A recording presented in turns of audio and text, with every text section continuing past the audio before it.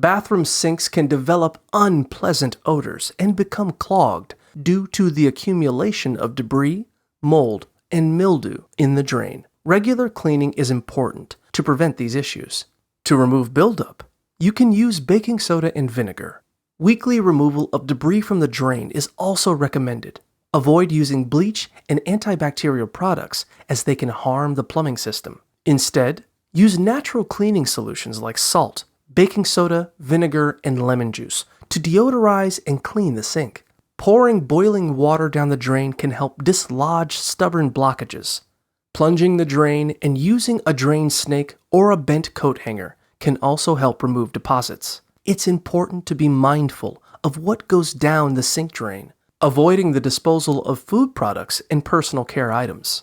Using smaller amounts of soap, toothpaste, and other products can also help prevent buildup.